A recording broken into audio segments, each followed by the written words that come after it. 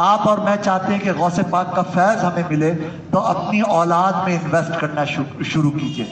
ہم اس چیز کو بہت اچھی طرح سمجھتے ہیں کہ ہمارے ماں باپ غریب تھے نا تو ہمیں محنت کرنی پڑی، آج 1 لوم 2 لوم 1 دکان 2 دکان ہم کر پائے ہیں نا، لیکن پھر بھی ہمارے گھر مشکلات سے چل رہے ہیں، اور اسی لیے ہم زیادہ سے زیادہ اپنے بال سفید ہونے کے بعد، اپنی ہڈیاں کپکپانے کے بعد بھی ہم محنت کرتے ہیں کہ یار مرنے سے پہلے اپنے بچوں کے لیے میں کچھ کر جاؤں۔ ایسے ہی ہے نا، ان کو 2 پیسے چھوڑ جاؤں، 1 دکان بنا جاؤں، کم از کم گھر بنا جاؤں کہ وہ کرائے کے گھر میں دھکے نہ کھائے۔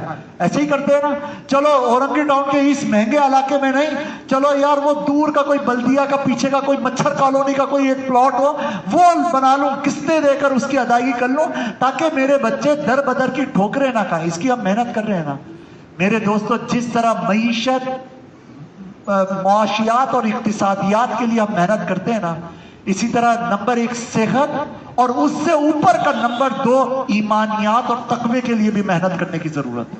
ہمیں اپنے بچوں کو مینٹلی اور ذہنی طور پر مضبوط بنانے کی ضرورت ہے، اور یہ تبھی ممکن ہوگا جب ہم مضبوط ہوں گے، جب باپ کے پٹھوں میں اتنی جان ہو کہ وہ فجر کی اذان کے وقت اٹھ سکے نماز میں، تبھی تو اس کا بچہ اٹھ کے کھڑا ہوگا۔ اگر باپ ہی نرم بستروں کے اوپر گرا پڑا ہوگا، وہ کیسے توقع رکھ سکتا ہے کہ اس کے بچے اسٹینڈ لے سکیں گے، اس کی اولادیں کھڑی ہو سکے گی؟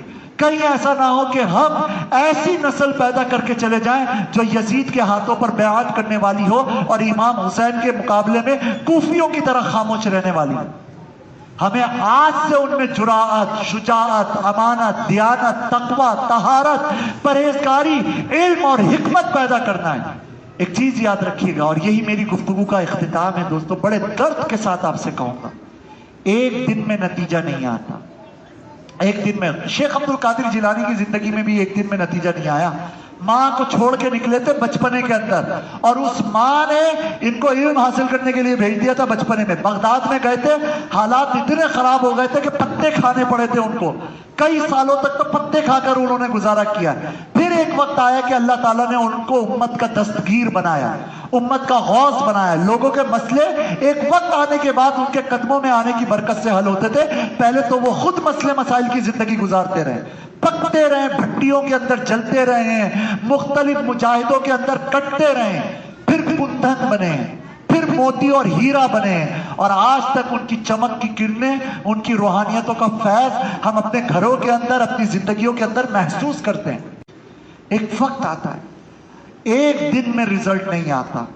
آج اگر میں بیج بوؤں تو کل صبح اٹھ کر میں دیکھوں ہے مفتی صاحب، مولانا صاحب آئے تھے اور کہہ کے گئے تھے کہ یار آج انویسٹمنٹ کرو، کل تمہیں رزلٹ ملے گا۔ کل رزلٹ نہیں ملے گا بھائی، بالکل نہیں ملے گا۔ مہینوں لگتے ہیں، مہینوں لگتے ہیں۔ بیج بونا ہوتا ہے، پہلے زمین کو نرم کرنا پڑتا ہے، بیج بونا ہوتا ہے، پانی دینا ہوتا ہے، ڈنڈے لے کر پرندوں سے حفاظتیں کرنی ہوتی ہیں، دوائیاں دینی ہوتی ہیں، سینچنا ہوتا ہے، پھر معمولی کومپلیں نکلتی ہیں نازک نازک سی، ان کو سنبھالنا ہوتا ہے، خراب جڑی بوٹیوں کو اکھیڑنا ہوتا ہے، ان کو سینچ کر بڑا کرنا ہوتا ہے۔ ایک وقت آتا ہے کہ وہ ہمارا ایسٹ بنتا ہے، ہماری دولت بنتی ہے، ہماری بہار بنتی ہے، اس کو دیکھ کر آنکھیں ٹھنڈی ہونا شروع ہوتی ہیں۔ ایک وقت آتا ہے 6 مہینے گزرنے کے بعد، پھر ہمیں نفع ملنا شروع ہوتا ہے۔ اسی طرح آج سے ان میں انویسٹ کریں گے، اگلے دن نہیں ہوگا۔ آج سے باپ کو اپنے بچوں سے کھیلنا شروع ہونا ہوگا۔ آج سے سچ بولنے کے لیے انویسٹمنٹس کرنی ہوں گی، تقویٰ اور طہارت کا پانی پلانا ہوگا، اپنا ہاتھ پکڑ کر ان کو مسجدوں میں لے کر آنا ہوگا، خود کو اپنے نفس پر جبر کر کے دھوپ میں کھڑے ہو کر اپنے بچوں کی تربیت کے لیے اور اپنی دنیا اور آخرت کے لیے ایفرٹ کرنی ہوگی۔ لیکن اگلے دن میں نتیجہ نہیں آئے گا، اگلی 11ویں تک بھی نتیجہ نہیں آئے گا۔ اب اللہ کے اوپر ہے کہ وہ کب ہمارے لیے نتائج کو پیدا کرے، لیکن نتیجہ ضرور آئے گا۔ طائف میں جانے کے بعد پتھر کھانے پڑتے ہیں، ہجرتیں کرنے کے بعد خندقیں کھودنی پڑتی ہیں، وہاں پہ میدانوں میں نکلنا پڑتا ہے، دندان شہید کرانے پڑتے ہیں، غنیمتیں کبھی حاصل ہوتی ہیں تو کبھی نقصان اٹھانے پڑتے ہیں، اپنے غاروں کے اندر مکڑی کے جالوں کے پیچھے چھپنا پڑتا ہے، رات کے اندھیروں کے اندر چھپ چھپ کے لوگوں سے نکلنا پڑتا ہے۔ وہ علاقہ جہاں کوئی رہنے کو تیار نہ ہو، جس کو وباؤں کا علاقہ اور یثرب کہا جاتا ہے، اس طرف کو ہجرت کرنی پڑ جاتی ہے۔ صادق و امین کہنے والوں کی زبانوں سے گالیاں سننی پڑتی ہیں، फिर कहीं जाकर नतीजे के अंदर अल्लाह ताला मक्का फतह फरमाता है। पहले दिन में नतीजे नहीं आते।